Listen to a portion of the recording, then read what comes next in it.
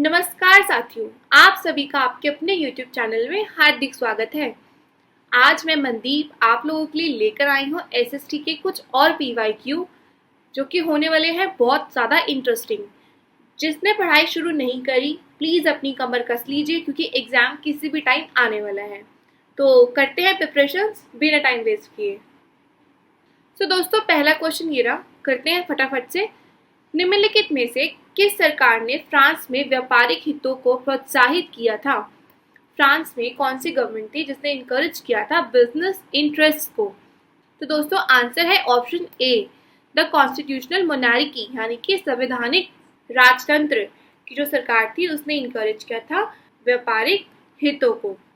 तो जो दोस्तों 4 अगस्त 1789 को जो नेशनल असेंबली थी उसने पास किया ऑर्डर कि जो अबॉलिश कर देना जो भी फेडरल सिस्टम ऑफ टैक्सेस है, ड्यूटीज एंड बॉन्ड्स है, उनको क्या कर देना, उनका उन्मूलन कर देना, यानी उनको अबॉलिश कर देना।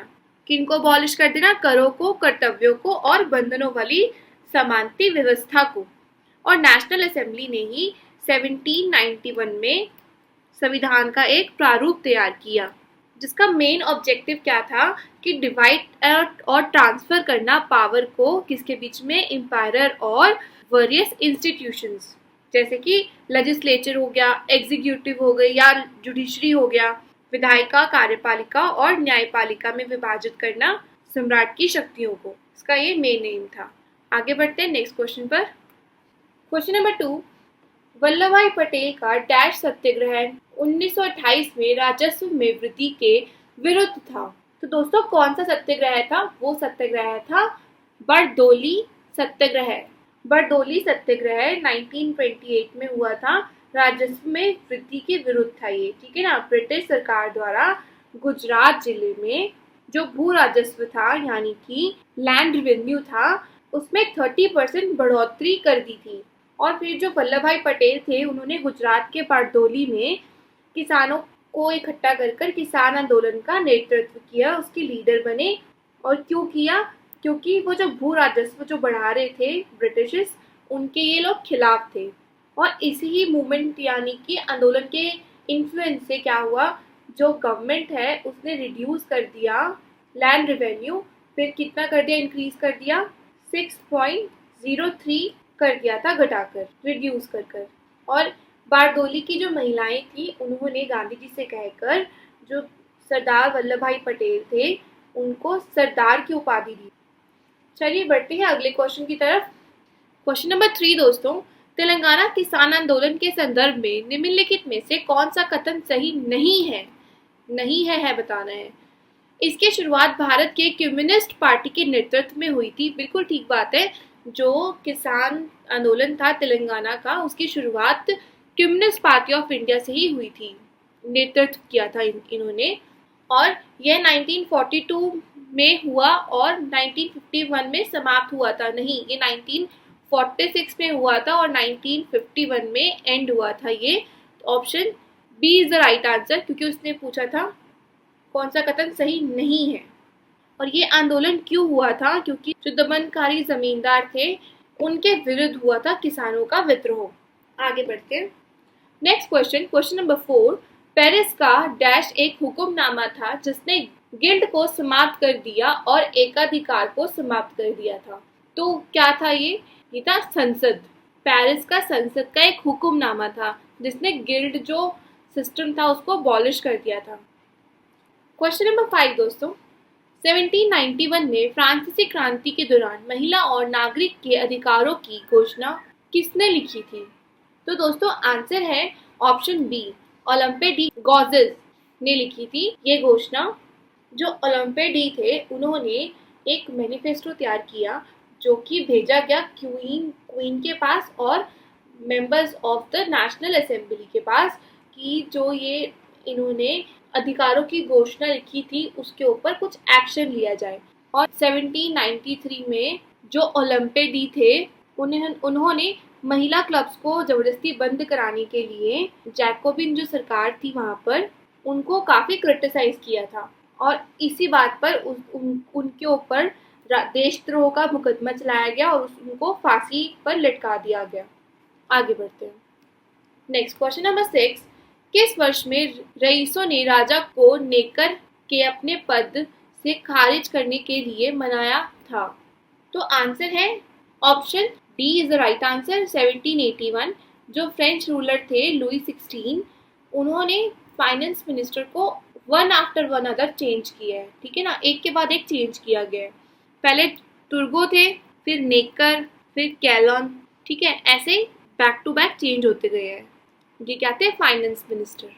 टुर्गो के जब रिजाइन टुर्गो ने किया, जब उसने त्याग पत्र दिया, तो उसके कुछ मंथ्स के बाद नेकर को फाइनेंस मिनिस्टर बना दिया। जो नेकर थे वो बैंकर फैमिली से बिलोंग करते थे, ठीक है ना। और नेकर के बाद कौन बने थे? कैलन बने थे। और उनको हटाया क्यों था? क्योंकि जब नेकर एक फाइनेंस मिनिस्टर का रोल जब निभा रहे थे, तो नेकर ने देखा कि अब तो टैक्सेस जो है वो सिचुएशन खराब करते जा रहे हैं।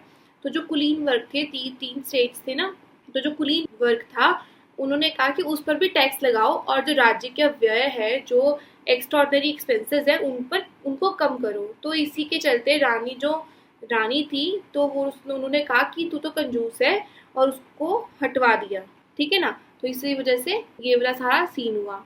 तुर्को के बाद नेकर के बाद कैलन आया। क्वेश्चन नंबर 7, किस वर्ष में टुलूज के आर्कबिशप ने कोलोनो को प्रस्थापित किया था? तो दोस्तों आंसर है option B is the right answer, 1788। Toulouse का जो आर्कबिशप ने कोलोनो को 1788 में स्थापित किया था। और ये क्या थे? फाइनेंस मिनिस्टर बने थे। उन्होंने भी जो इकोनॉमिकल सिचुएशन थी उसको सुधारने के लिए जो सारे वर्ग थे उन पर टैक्स लगाए जाने के लिए बोला, और उसको भी इसी रीजन से हटा दिया था। तो option B is the right answer, replace करा था कॉलन को 1788 में। क्वेश्चन नंबर 8, घटना दिनांक का निम्नलिखित में से कौन सा युग्म सही है? बेस्टील में जबरदस्ती घुसना, कब घुसा था जबरदस्ती? 14 जुलाई 1789 को, ये ठीक है। टेनिस कोर्ट की शपथ कब ली थी? 20 जून 1789 को, तो ये गलत है, ठीक है। और लुई 16 की हत्या 11 जुलाई 1970 नहीं है, इसका आंसर है लुई 16 की हत्या कब हुई थी? 21 जनवरी 1793 में। तो option A is the right answer, क्योंकि सही बताना था, करेक्ट इवेंट बताना था और डेट। तो option A is the right answer, क्योंकि सिर्फ यही वाली बात सही है, बाकी तो ये दोनों गलत है। नेक्स्ट क्वेश्चन, 11 मई 1857 को सिपाहियों द्वारा किससे हिंदुस्तान का सम्राट घोषित किया गया था? ये इजी क्वेश्चन है। तो आंसर है ऑप्शन सी, बहादुर शाह जफर को कहा गया था, घोषित किया गया था हिंदुस्तान का सम्राट।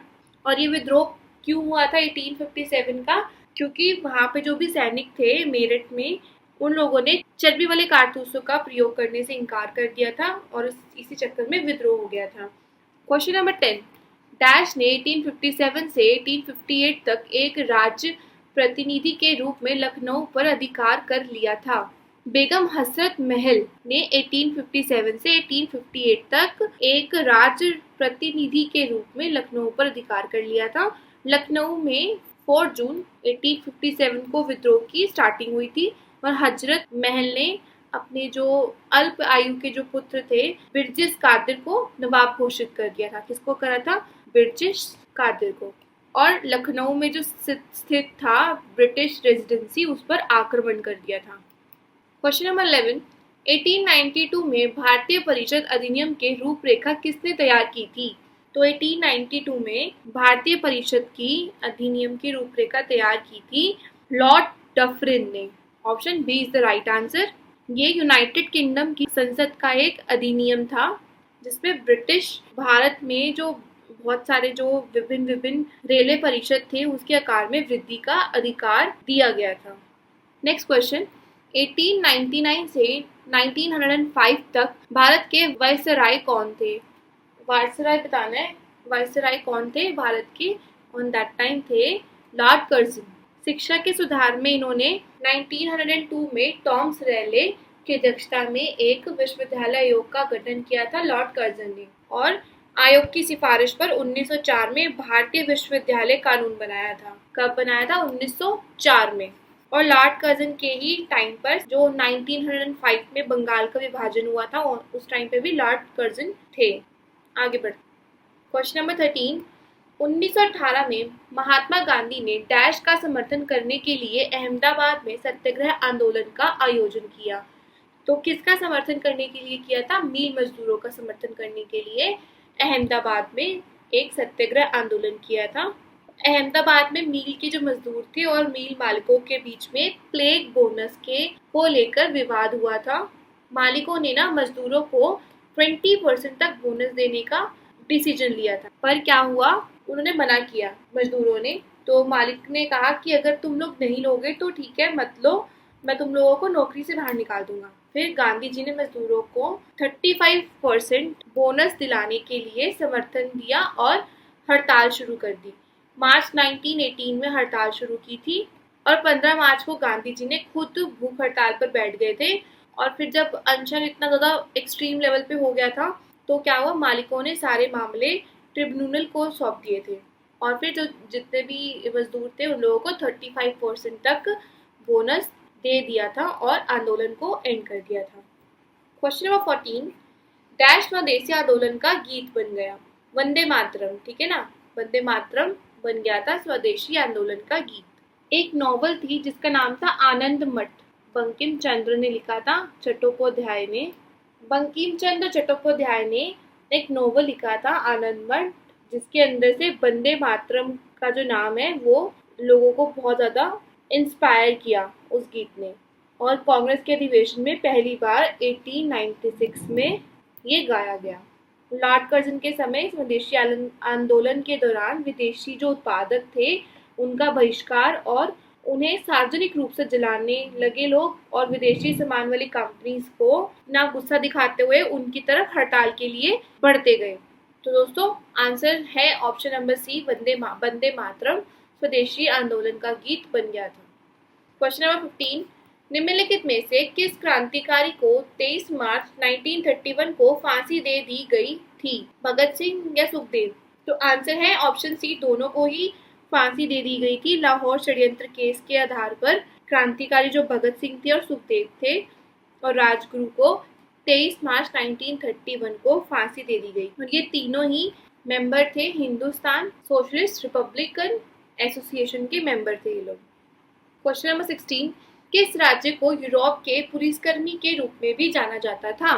तो दोस्तों ऑप्शन ए, रशियन एम्पायर को यूरोप के पुलिसकर्मी के रूप में भी जाना जाता था। क्वेश्चन नंबर 17, रूस में अक्टूबर की क्रांति को डैश के रूप में भी जाना जाता है।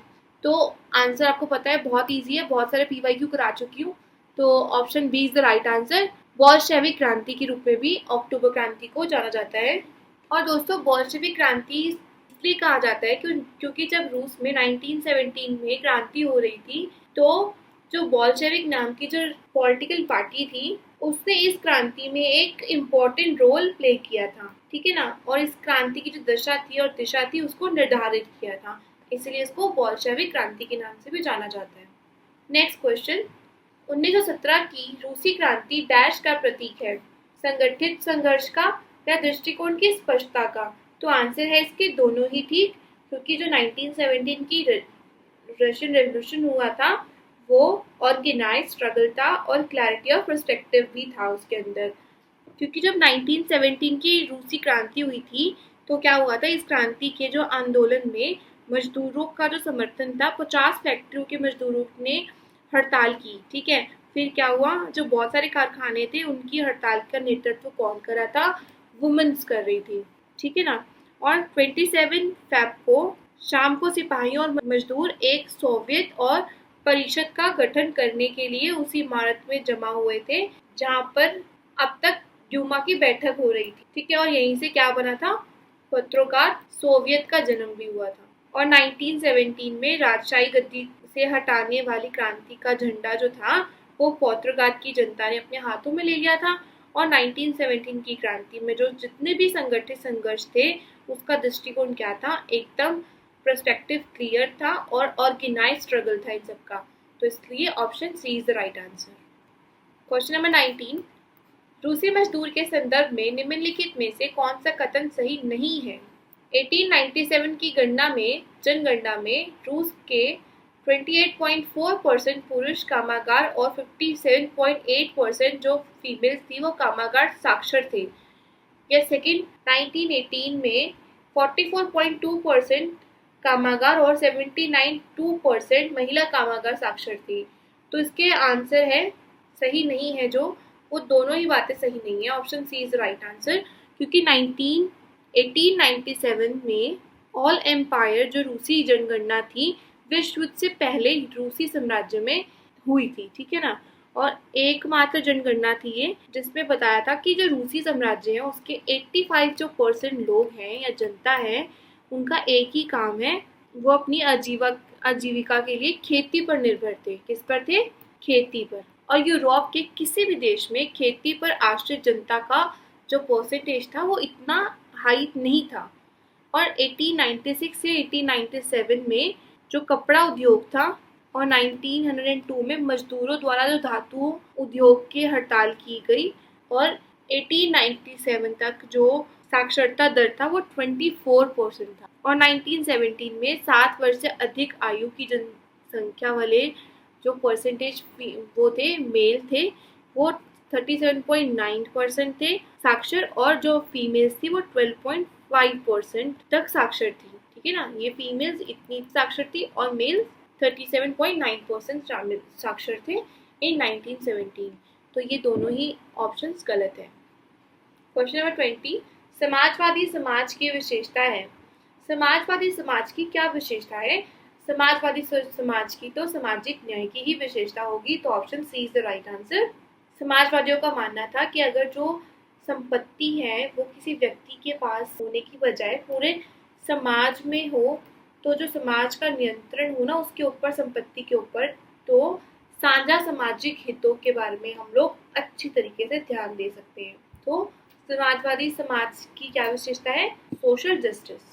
Thank you so much. इसी के साथ वीडियो एंड होती है। जल्दी मिलेंगे नेक्स्ट वीडियो के साथ।